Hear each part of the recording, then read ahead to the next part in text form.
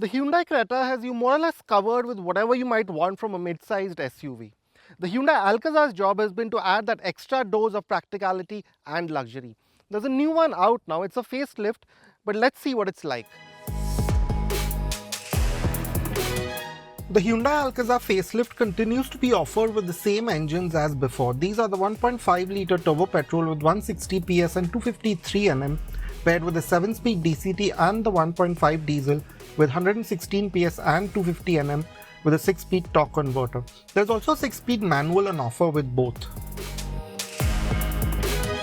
Now we are driving the Alcazar with the 1.5 turbo-petrol and the DCT. And to be honest, the experience is very similar to the Creta. You wouldn't be surprised, of course, by that. But I must say that even though it's pulling a lot more weight, the engine is still reasonably sprightly. Now, yes, the 0 to 100 time that's claimed of 9.5 seconds is a bit slower than what we've tested the turbo-petrol Creta that ducks under 9. And it feels as such on the move too. You do notice you're pulling along a bit more weight, but it in no way feels labored, so it's still agile. So the engine is still especially refined. And yes, of course, it takes some waking up, but once it does, it has that really smooth, linear power band to it. It's not the most exciting turbo-petrol engine, of course, but it is effective. But it does happen to be quite a refined motor. It's not too loud or clattery at city speeds, and wind noise is well in check at higher speeds as well.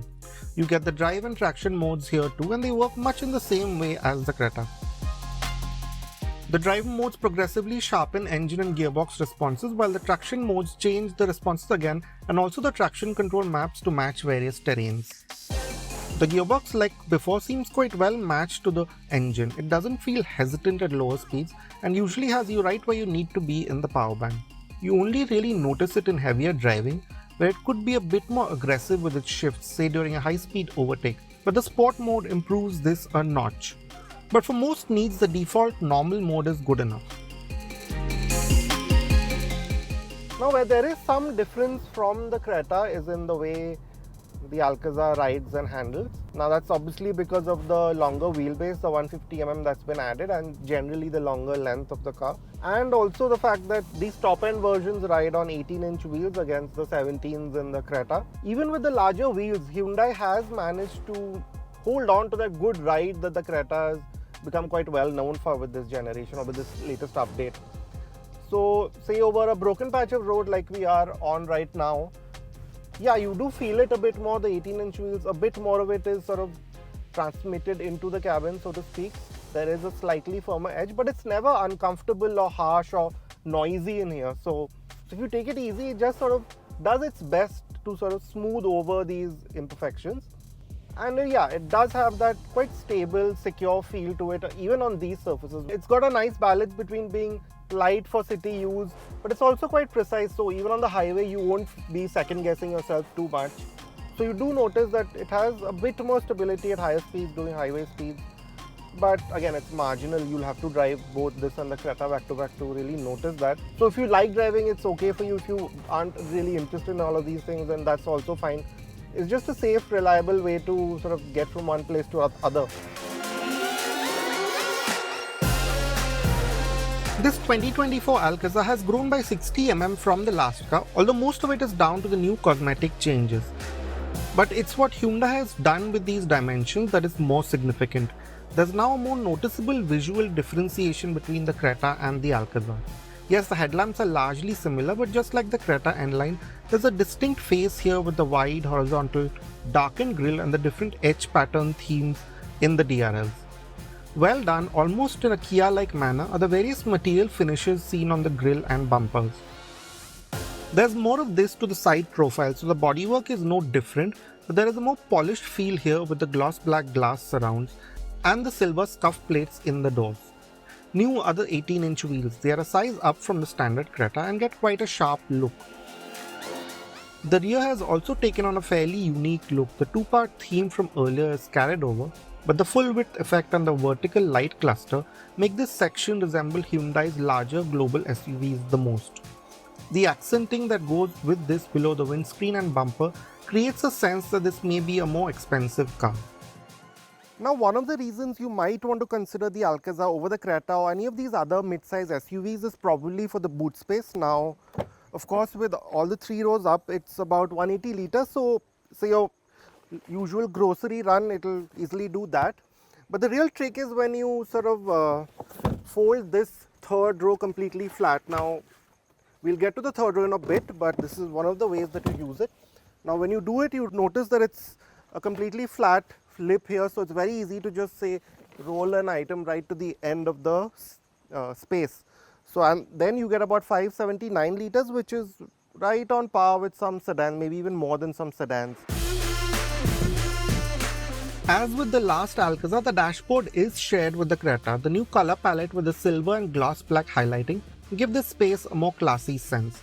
This also goes well with the modern layout with the curved screen setups, the slim vents and the horizontal accents. While panel gaps and fitments could be tighter, something we noticed with the new Creta too, the textures around the steering wheel and armrests feel of a better quality than in the Creta with the materials that have been used. Now again, while this looks very similar to the Creta, there have been some changes. This arrangement here I think is somewhat of a step down. All those really nice tactile physical controls from the Creta have now been replaced by these capacitive panels. Yes, you still have controls for the climate and the audio, but just these capacitive panels, they really don't do it for me. Now it's nice that they're large buttons, so that helps, but really nowhere close to as nice as they were in the Creta. On the flip side, the new central column is now better to use. You have larger, well-designed layouts for some of the important functions that are still here.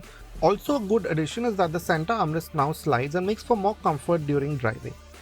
Of course, this car is meant to be for the chauffeur-driven set, so to speak. So, a lot of the differentiation anyway comes from here, but we'll quickly go through how that works. Now, to start with, the seats, they're different from what you get in the Creta. Now, these two seats seem very, very similar except for the headrest.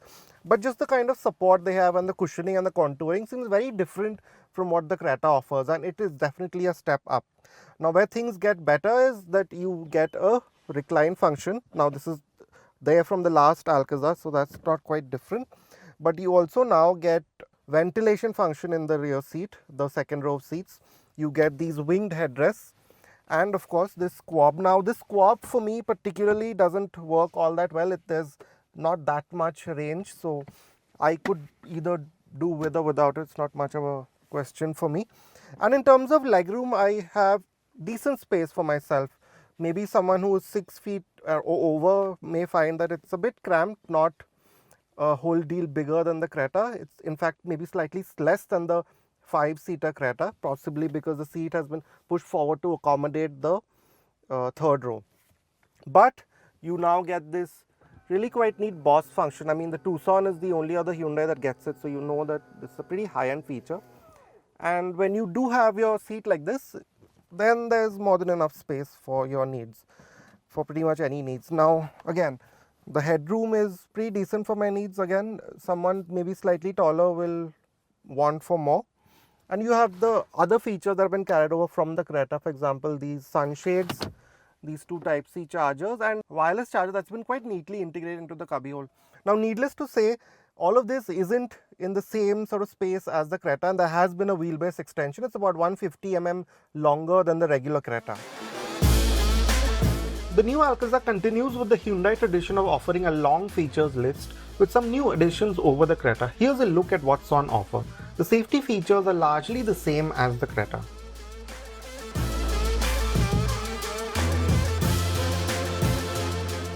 Now, this being the captain seat 6-seater version of the Alcazar, getting into the third row is a bit of a hassle, to be honest. Now, I can't really do it from here. The space is really quite tight, and just the whole angle of it with the wheel well, it's not very comfortable at all.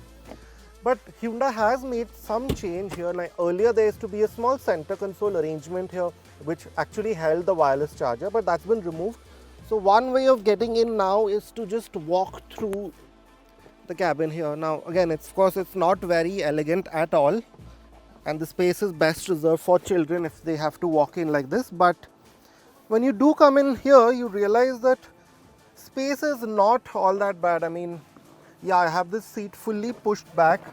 This is not a full-size 3-row SUV, but yes, if you are an adult, you will be cramped here, and it's best left for children in my opinion. Now, there have been some improvements here. The seat back has been scooped out, so you have just a smidge more legroom, and that's the same with those front seats as well. So legroom overall has grown on both the rows. And yeah, if I were to sort of just slide this a bit forward, I mean, this is how much legroom you see I can actually have.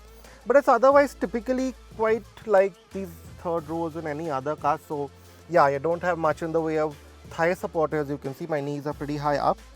And I must say I can tuck my feet in. That's not that much of a problem. And I can also raise this headrest and it's fine.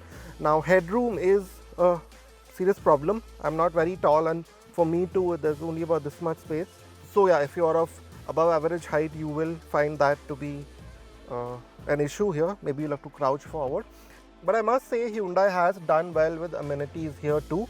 You get AC vents, you get Type-C charge ports for each passenger, and even a control for the blower, which is not bad, and lights.